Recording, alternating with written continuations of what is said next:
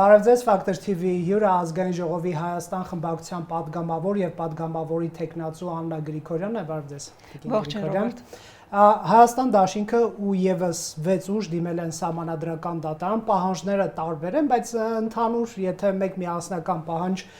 դիտարկենք, չեղարկել ընտրությունների արդյունքները, այսինքն վիճարկվում են, ուժեր կան վերաքվեարկություն են պահանջում ամբողջ Հայաստանով, ուժեր կան մի քիչ ավելի ռադիկալ, այսպես պահանջներ ներկայացնում,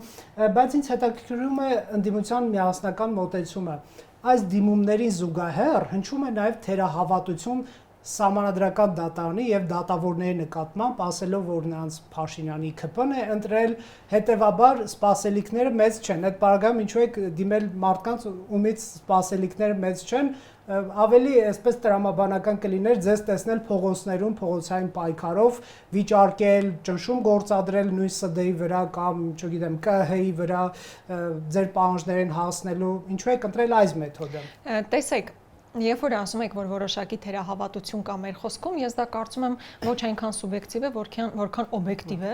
Հաշվի առնելով, որ Սահմանադրական դատարանի անդամներ են օրինակ Վլադիմիր Վարդանյանը, ով մինչև վերջերս ԿՊ խմբակցության կարկառու ներկայացուցիչ էր եւ հետեւապես ասել, որ մի քանի ամսում կատեգորիկ, այսպես նեյտրալ մարդ է դարձել, այդքան ճշմարտություն չի, չէ՞, նույնը Սեդասաֆարն եւ մնացածի դեպքով։ Այսինքն Սահմանադրական դատարանն իսկապես դարձել է ոչ այնքան անկախ կառույց, ինչպիսին ենթադրվում է որ ինստիտուցիոնալ առումով պետքա լինի։ Քանի որ ինքը ամեն դեպքում մեր երկրում բարձր դատարան է, մինչև վերջ հույսներս չենք կորցնում, որ բարձր դատարանը կարող է գտնվել իր բարձրության վրա եւ առնվազն այն դեպքերի առիթով, որոնք ուղակի ակնհայտ են, բոլորի համար ակնհայտ են, նույնիսկ ԿՊ ընտրողի համար այդ բոլոր այդ իրողություններն ակնհայտ փաստեր են։ Նույն Բարգավաճ Հայաստանին ուղակի այսպես կոպիտ ձևով դուրս մղելը եւ մոտ 60,000 մարդու ձայնը ոտի տակ տալը Սրանք ուղղակի փաստեր են, որոնք չեն կարող անտեսվել եւ հետեւաբար հնարավորություն է Սահմանադրական դատարան դիմել նաեւ ամբողջ ժողովրդին, քանի որ բաց հրապարակային նիստեր են լինելու, այդ ընթացքում նաեւ ծավալը ամբողջ կեղծարարությունների, ընտրակեղծիքների ցուցադրել մեր ժողովրդին, որպեսզի ծավալը նաեւ մասշտաբի առումով պատկերացնել։ Իսկ ինչ վերաբերում է գործընթացը ինքնին ավելի շատ։ Չէ, գործընթացը բնականաբար ցանկացած գործընթաց ունի եւ process-ն է կարեւոր եւ արդյունքի տեսանկյունից կարեւոր է, ինչպես ասացի, շատ մեծ հավատ չունենք, բայց մինչև վերջ էլ հույսներս չենք կորցրել, որ բարձր դատարանը պետք է իր բարձրության վրա գտնվի, անկախ այն բոլոր հանգամանքներից, որ ես նշեցի, գոնե 1-2 դրվագով ակնհայտ ընտրախախտումներ են, որոնք չեն կարող, այսինքն մեկնաբանության հարց էլ չի, էլի, այստեղ ակնհայտ փաստեր են, որոնք պետք է իրենց գնահատականը ստանան։ Իսկ ինչ վերաբերում է փողոցի մասով, նախ անցնող տարիներին վստահաբար բազմաթիվ անգամ մեզ փողոցային պայքարի մեջ տեսել եք եւ հիմա էլ գնում են քննարկումներ այդ process-ին զուգահեռ նաեւ որոշակի ակտիվություն նաեւ դրսում ցուցաբերել։ Փողոցում Այսինքն Սահմանադրական դատարանում նիստեր կլինեն, նաև ձեր աջակիցներ փողոցում։ Ես կարծում եմ դա տրամաբանական կլինի, այս պահին քննարկվում են դրա հնարավոր դրսևորման տարբերակները։ Իսկ դրանք միտված են ՍԴ-ին ցուցադրելու, որ կա հանրային բողոք, թե նպատակ ունեք նաև օրինակ ՍԴ որոշումից հետո ձեր շարժումը փողոցում ծավալել։ Այդ ամեն ինչը, ինչպես կարող եք նկատել, հիմա կոնսուլտացիաների փուլ է եւ այդ բոլոր հարցերը քննարկվելու են։ Իսկ հանրային ճնշման տեսանկյունից Սահմանադրական դատարանի եւ որևէ դատարանի վրա ճնշում գործադրել չի կարելի, ինչպես դա ժամանակին արել եւ շարունակում է անել Նիկոլ Փաշինյանը, բայց ընդհանրապես ցույց տալ հանրային տրամադրությունները, որ իսկապես եղել են խնդիրներ, իսկապես եղել են ընտրակեղծիքներ եւ մարդ որ ուղակի տերորով սպառնում էր ժողովրդին, որ եթե ես չստանամ սահմանադրական մեծամասնություն, ապա կլինի ավերիչ պատերազմ, հիմա այդ բոլոր հարցերի պատասխանը տալու ժամանակն է նաեւ։ Դրանք քաղաքական հայտարարություն չեն, իհարկե դրանք բոլոր քաղաքական հայտարարությունները նպատակ ունեն ընտրողների կամքի վրա ազդել, ինչպես 300,000 ադրբեջանցիներ են գալու, եթե մենք չընտրվենք, այնպես էլ եթե մենք չվերցնենք սահմանադրական մեծամասնություն պատերազմ է լինելու, հասկանալի է իրականություն։ Չէ, Ռոբերտ, դուք այսինքն ձեր բրոնիժիլետը պատրաստ պահել եք, որ սեպտեմբերին պետք է ավերիչ պատերազմը լինքն էլ վեր կենա, ասի ջոկատներ կազմեք, գնացեք եւ առաջնագծում կռվեք։ Ոնց քաղաքական է։ Բարիս բուն իմաստով ասում եմ ես 8 տարվա վարչապետ եմ ու հետո ինչ չասեք, որ ես չեմ ասել։ Եթե 8 տարի առաջ չեմ ասել, հիմա ես ասում եմ, եթե ես ասում եմ չվերցնեմ ոչ թե ուղակի հաղթեմ, այլ ես պետք է սահմանադրական մեծամասնություն վերցնեմ, հակառակ դեպքում լինելու է պատերազմ, ավերիչ պատերազմ։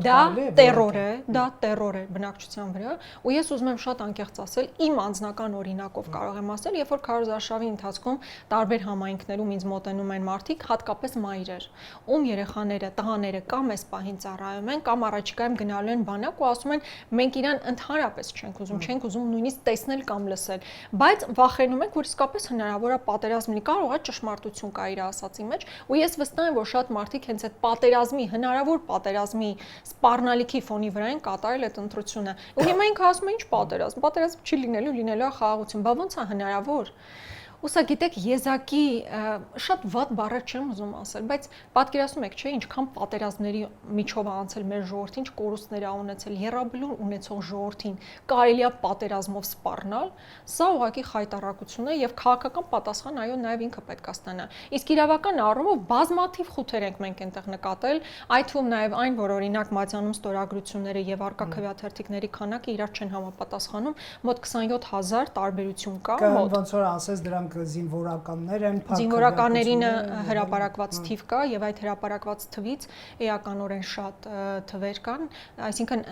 ծրարը կա, բայց Մատյանում ստորագրության թիվը չկա, այսինքն տարբեր հետազոտություններ արել են, փորձել են համեմատել եւ այլն, այսինքն այդ թվերի առկայությունը կա, հանրային միջոցների մսխումները կան եւ այլն, այսինքն բազմաթիվ բաներ, բայց հիմնականում նաեւ ԲՀԿ-ի հետ իրականացված է մոտ 60000 մարդ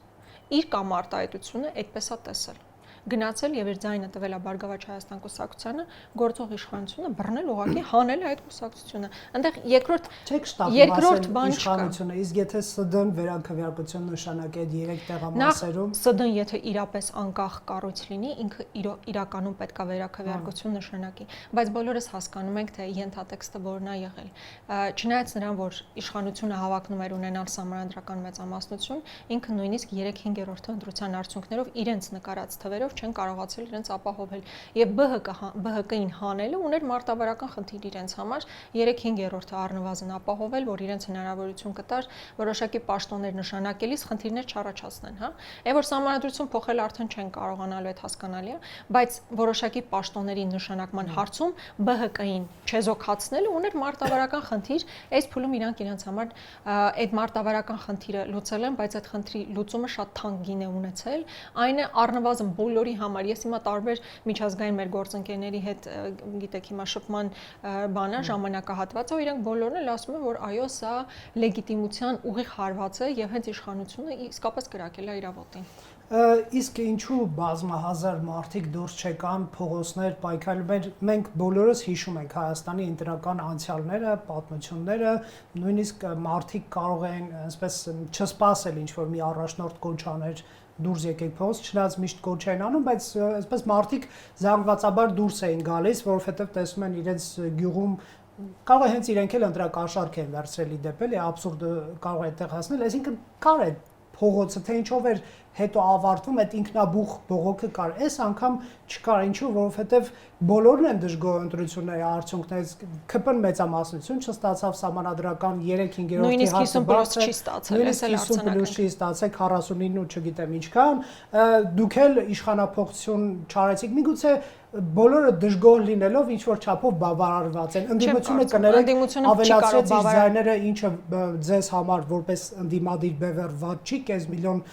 քաղաքացու ներկայացնել խորհրդանում, եթե ԲՀԿ-ն էլ մտնի եւ ավել, ինչ որ դժգոհ բավարարվածության հոտ է դուրս գալիս։ Ընդդիմությունը մի նպատակ է ունեցել իշխանությունների հեռացում եւ դա է եղել հիմնական խնդիրը, մնացածը ասենց վարիացիաներ են, որոնք չեն կարող մեզ համար, այսինքն որ ասեք դա մեզ բավարարել է, բնականաբար չի բավարարել։ Հիմա այստեղ այդ բանը կազուսը առաջանում է, իշխանությունն ասում է լեգիտիմ չի խորհրդարանը ընդդիմության մասով, ասենց պիտակավորելով ընդ որում ոչ թե քաղաքական ուժերին է պիտակավորում, արդեն մի ամբողջ ժողովրդի հատվածի է, կես միլիոնից ավել մարդու ինքը ուղղակի պիտակավորում է, սա խայտառակություն է եւ մենք անընդհատ կոչ ենք անում մեր քաղաքացիներին հայց ներկայացնել Նիկոլ Փաշինյանի դեմ զրպարտչության հոդվածով։ Բայց հիմա ինչ է ստացվում, Նիկոլ Փաշինյանը մեր մասով է ասում, ընդդիմության մասով է ասում, մենք իր մասով ենք ասում, ու այստեղ տրամաբանական կլինի, չէ՞, որ նոր ընտրություններ նշանակվեն, եթե երկու կողմն էլ լեգիտիմության խնդիր տեսնում է այս առաջիկա ձևավորվող խորհրդարանի մեջ։ Մենք դրա համար դիմել ենք սահմանադրական դատարան, թե թե իրենք խի չեն դիմել, այ դա իրանց հարցն է։ Իսկ ինչ վերաբերում է փողոցային պայքարի, հիմա Նիկոլ Փաշինյանն էլ չէ, այսպես թասիբի ակցիոն, բա դուրս եկեք եւ այլն։ Հիմա ամբողջ հարցը հետեւյալն է։ Մենք այս տարիների ընթացքում դուրս ենք եկել ու տեսել ենք, թե ինչպիսի ռեպրեսիաներ է իրականացվել հողի վրա, հետո համատարած այս գաղտնալսումները, համատարած ձերբակալությունները։ Դուք գիտեք, չէ՞, որ ընտրության նախորդ օրը միայն 200-ից ավել մարդ ձերբակալվել է։ Հիմա տեսնում եք ամեն առիթ անառիթ նախագահ Քոչարյանի նկատմամբ հետապնդումը, այսինքն մարդ ուզում է երկրից դուրս գալ, ասում են սեկտետ փակա, ինչ գործի վրա, գործ չկա, հետո փորձում են գործ կարել, չգիտեմ ինչ հոդվածով եւ այլն եւ այլն։ Ու այդպես բոլորի նկատմամբ Դավիթ Ղազինյանը սպային կալանքի տակ ու բոլոր դաշինքներից այդ ամբողջ բանը կա։ Բայց հիմա եթե իսկապես Նիկոլ Փաշինյանը մտածում է, որ այսինքն այդ հարցադրումը հնչեցնում է, իհարկե մենք պատրաստ ենք դուրս գա փողոցային պայքարի, բայց ակնկալում ենք, որ օրինակ իշխանությունները նույն վարկագիծը կդրսևորեն, ինչ օրինակ 18 թվականին իշխանություններն էին դրսևորում։ Այսինքն եթե ցուցարարները որոշեն պետական պահպանության շենք ներս մտնեն, որևէ վտանգ չենք ներկայացնում, ուղղակի ներս ենք մտնելու պետական պահպանության շենք, մենք ակնկալում ենք, որ որևէ հակազդեցություն չի լինի։ Երբ որ մենք բազմահազարանոց ցույց անենք, մենք ակնկալում ենք, որ իսկապես ժամկետնաց նռնակներ մեզ վրա չեն նետվի ու հետո բազմաթիվ մարդիկ էլ ահաբեկչության հոդվածով չեն նստել։ Եթե հենց ամբողջ հարցը դա ինքը գիտի չէ ինչ հակազդեցություն է անելու։ Ինքը պատկերացնում է, չէ՞ որ միանգամից գլխատելու է, համատարած բոլորին է գլխատելու։ Ու այդ հարցը իր ինքը դա Եթե փողոց դուրս գաք նկատի ունեք, այսինքն թույլ չի տա որ աճի այդ շարժումը գլխատել միանգամից բոլորին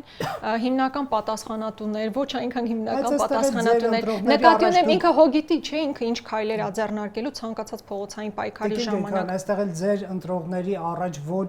վճռական լինելու այսպես տպավորություն չի ստեղծվում, որ մենք ձեզ ձայն տվինք հերթական անգամ գնաք Փաշինյանին հեռացնեք, դուք կոնֆորմիստ եք, գնում եք ազգային ժողով, այո, այնտեղ շատ սուր հարցեր եք տալու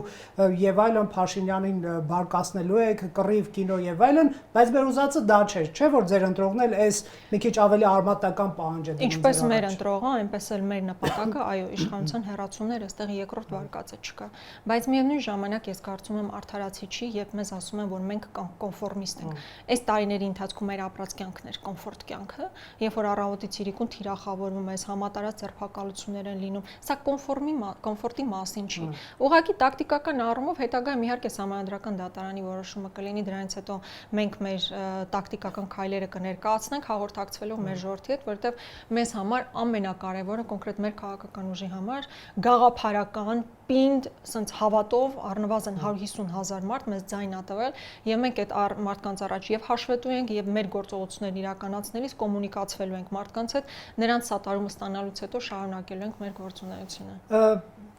Իշխանափոխությունը ենթադրվում է, որ ընդդիմություն պետք է ուզենա սահմանադրական ճանապարհով լինի, այսինքն 18-ի սցենարը առնվազն կրկնվի, կոճակ սեղմել եւ ընտրել ընդդիմության վարչապետի տեխնազոն, որպեսզի լեգալ լինի, միջազգային կազմակերպություններ, պետությունները խոսեն այդ մարդու հետ։ Ես իշխանափոխության վերջի փուլի մասն եմ ասում, իսկ դրա համար դուք պետք է ազգային ժողովում ներկայացված լինեք բավարար չափով, հա։ Եթե ԲՀԿ-ի ճակատագիրը կհասկանանք, բայց շեղումը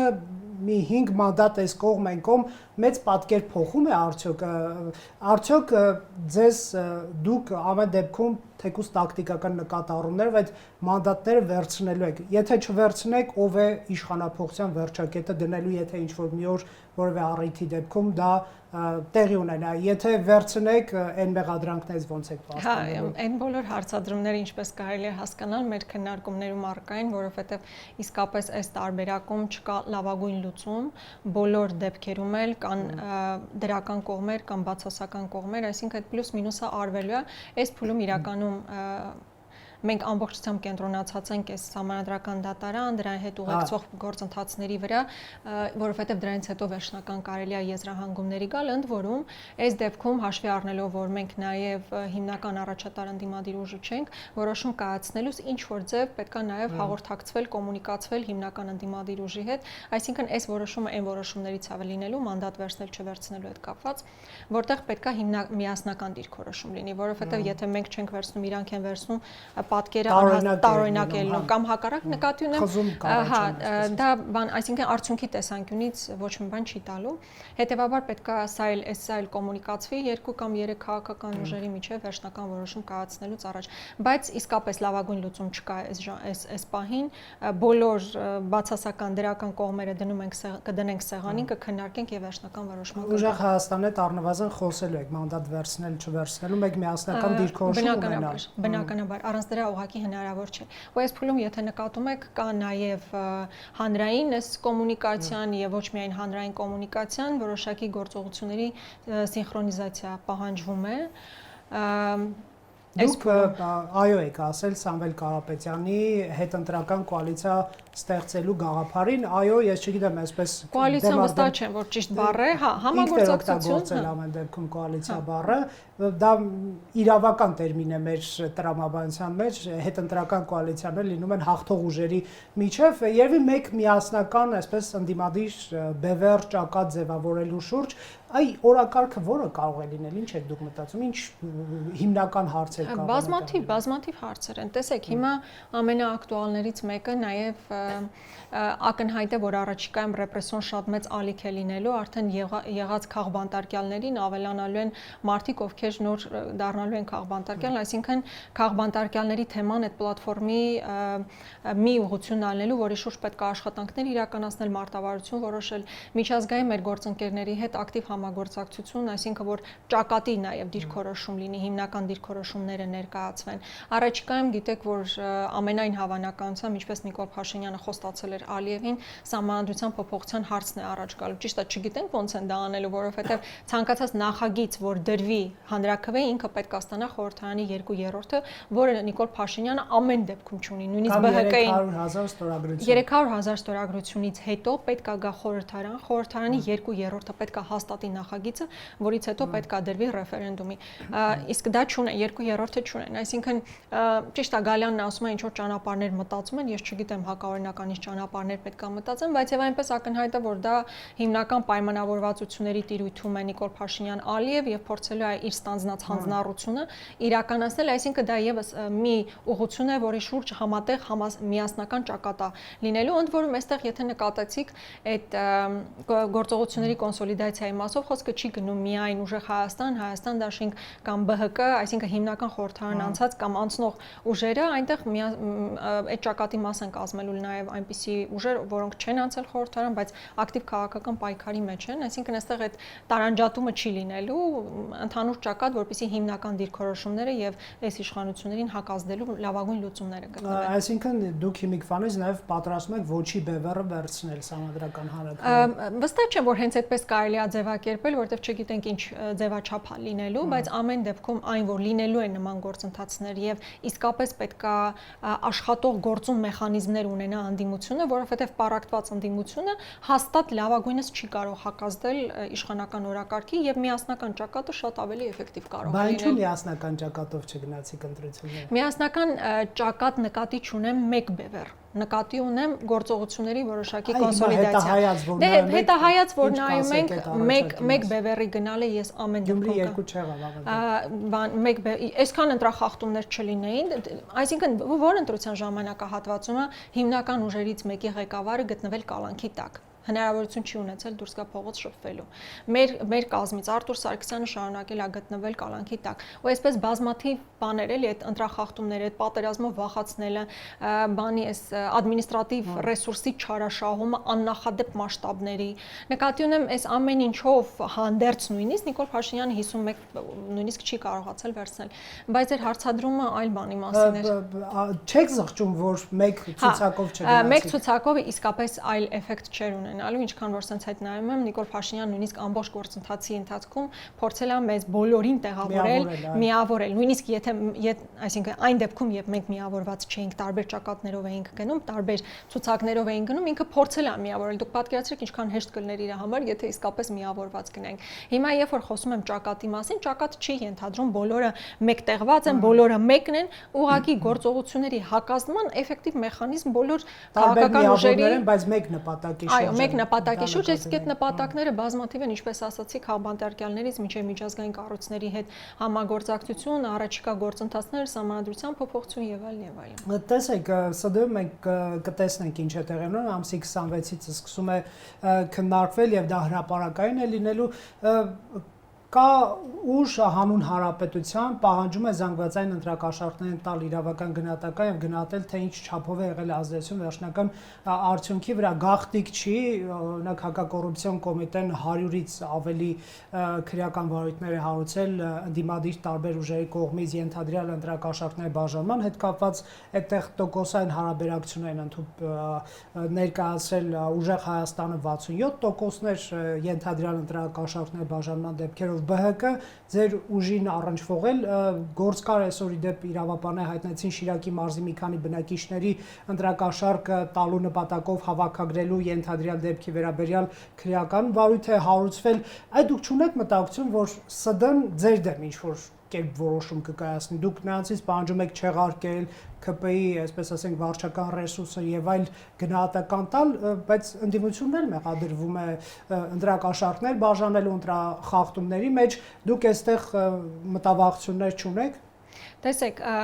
երբ որ մենք ասում ենք օրինակ վարչական ռեսուրսի չարաշահման դեպքերը, ադմինիստրատիվ ռեսուրսը խայտարակ չարաշահվել է, դրա համար կան փաստեր, դրա համար կան ձայնագրություններ, որոնք ընդունվել են, որ այդ ձայնագրությունները կան նույնիսկ Նիկոլ Փաշինյանը, թե կարծեմ կրթության նախարարն ասել էր, որ դրանց հետ կապված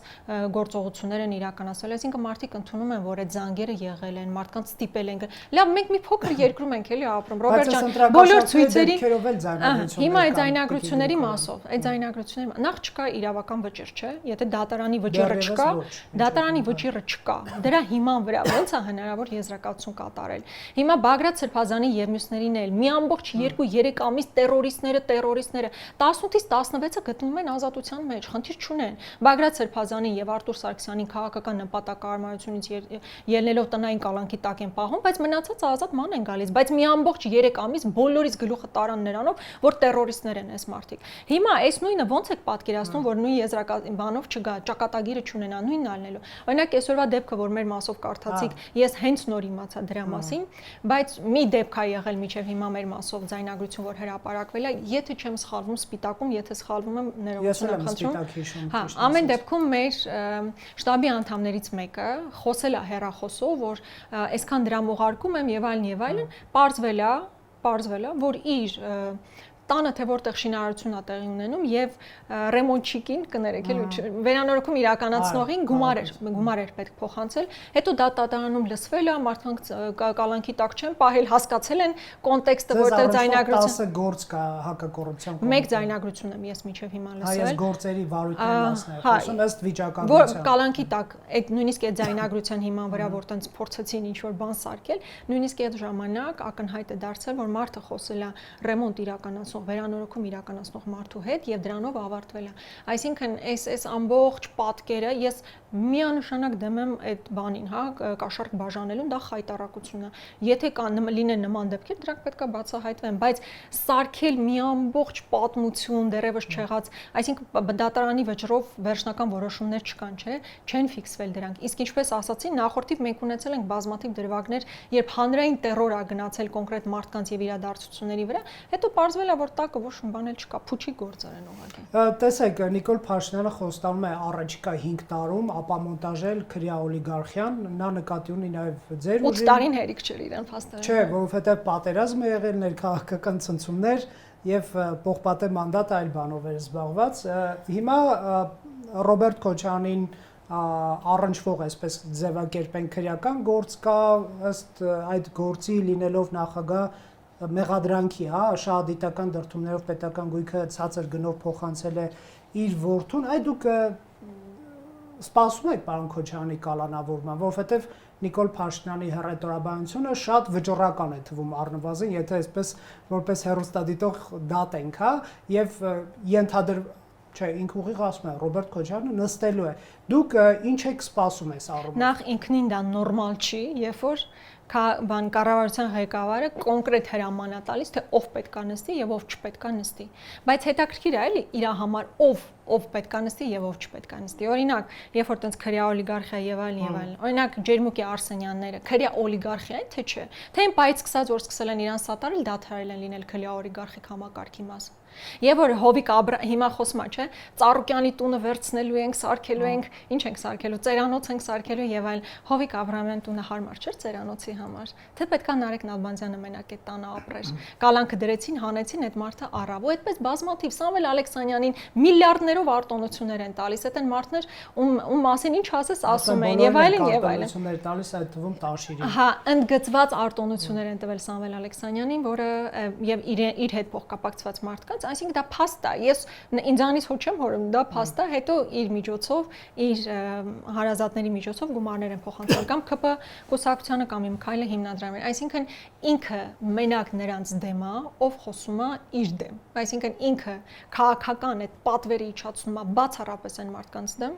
ովքեր դեմ են իր վարած քաղաքականությանը։ Մնացածը ովքեր խնդիրներ ակնհայտորեն ունեն, բայց սատարում են, անցել են իր կողմը, իր համար են հիմա ձայներ հավաքագրում, տարբեր տեղեր վստահաբար տեսել ենք, էլի։ Այն որ ես մի ելույթի ասացի, հետո շատերը դրանից նեղվեցին, հանրապետական տասովշիկների ինստիտուտը, նախկին իշխանության այդ տասովշիկների աշխատողները, հիմա այս իշխանության տասովշիկներ են, ում է ինչ ասում։ Կամ լավ 8 տարվա ընթացքում Ռոբերտ Քոչարյանի մասին ամենավերջին բաները ասվում էր, չէ,